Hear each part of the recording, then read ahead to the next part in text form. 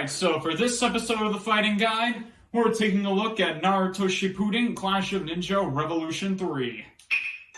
Play through the story mode. As you can see, there's a few modes here. You got story mode, versus mode, online, which doesn't work anymore, and we're going to go to training mode. Train here to get stronger for your real battle. Now for any new players, I'd recommend going to the tutorial. It gives you a pretty good rundown, I think. And what's interesting about this game is that there's also two kinds of battles. There's single, which is 1 versus 1, and squad, which is 2 versus 2. For the sake of this video, I'll be focusing on just the single training today. Alright, let's begin. Who's going to fight? So in total, there are 40 characters in this game, so there's quite a big roster to choose from. A lot more than the characters from Street Fighter 2 that we looked at, isn't it? For the sake of this video, I'll just look at Naruto. He's the main character, obviously. Here I go! And as for our opponent, I don't know, let's go against Kakashi. I'm not over the hill yet. Where will you be fighting? Now, what's interesting about the stages is that you see how it says here first half and then last half? Well, in this game, there's things called stage transitions, which allows you to knock your opponent into different parts of the stage. However, I decided to turn these off, which I won't be focusing on for this video. I just want to get the actual combat in. So we're just going to focus on, let's go to Hiddenly Village last half.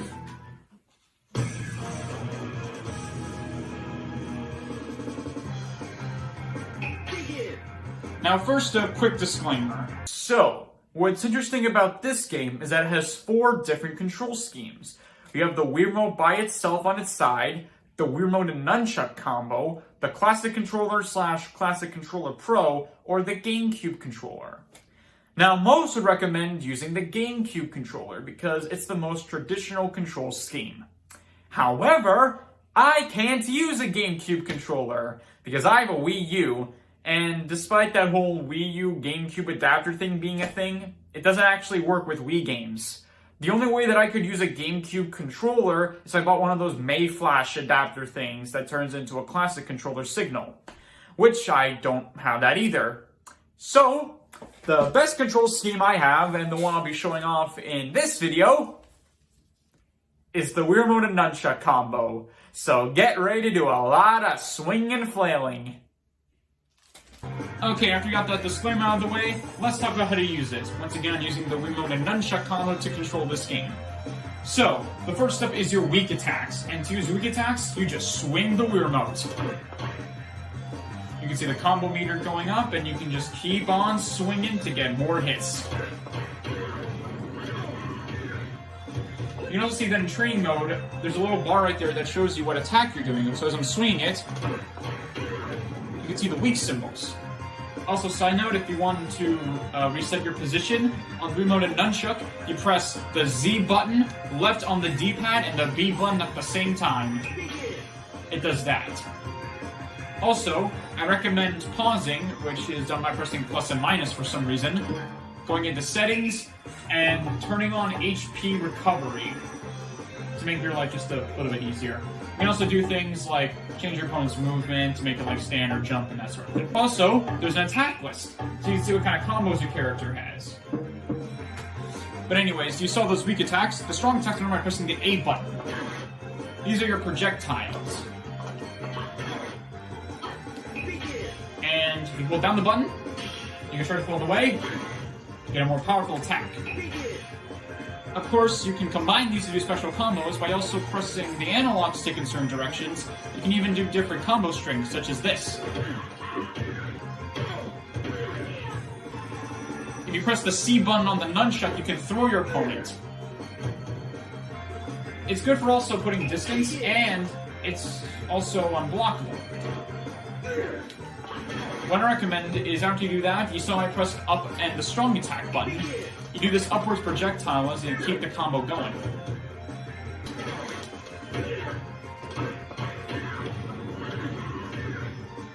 Wait, what did I just do?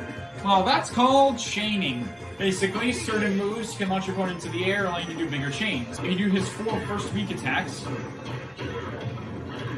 you can do a decent combo here. And this goes for a lot of other moves in the game as well. Now, what's also interesting is you can do something called throw canceling. So, you see that bar right there is your chakra meter. You see it goes down as you perform certain things. and this includes throw canceling. In the middle of a combo, if you press the throw button, which is the C button, with throw canceling, you do this. You notice how he stops for a second and one part of your chopper gauge went down? It allows you to cancel your move into another move. Just like that. Now, what about some other things that you can do in this game? Well, of course, you have your secret techniques, the super flashy jutsus.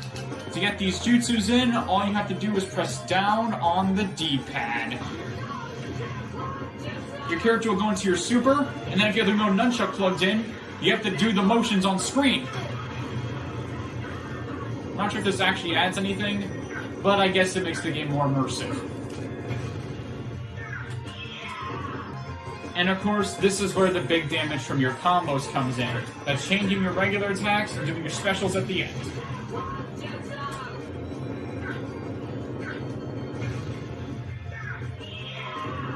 Also, most characters have at least one other move. For example, if you do a special down and you have it in midair for Naruto, he does this. Which allows you to maybe chain it a bit. Also, certain characters also have transformations. You press usually back or down plus the button. For Naruto, he does this. He turns into Nine Tails Naruto. Changing his attacks a little bit.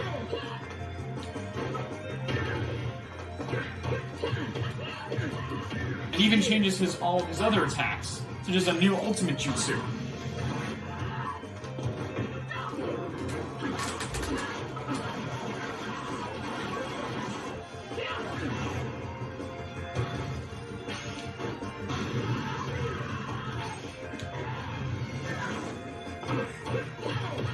And if you just saw there, with Naruto's down ultimate, you can see you can actually combo after it.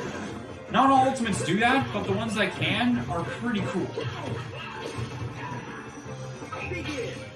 So as you saw right there, I just switched characters because I want to show you some other things about this game that I forgot to mention earlier. First up, obstacles. You can turn this on or off, but you see these boxes around here? Well, you can actually move around and hide behind them. And then sneak up and surprise attack someone.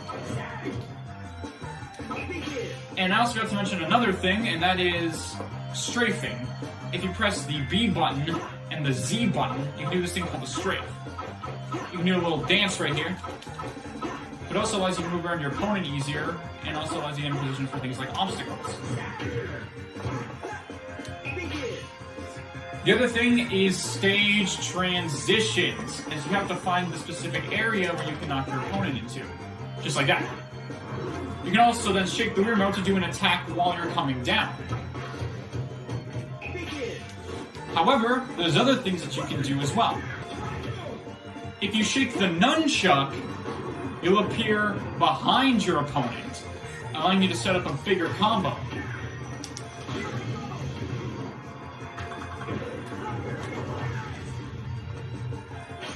Well, that was my fighting guide on Naruto Shippuden Clash of Ninja Revolution 3. If you have any other fighting games that you want me to cover on the fighting guide, let me know in the comments. I'd be happy to take a look. Until next time, this is the Fighting Guide, and I'll see you guys next time.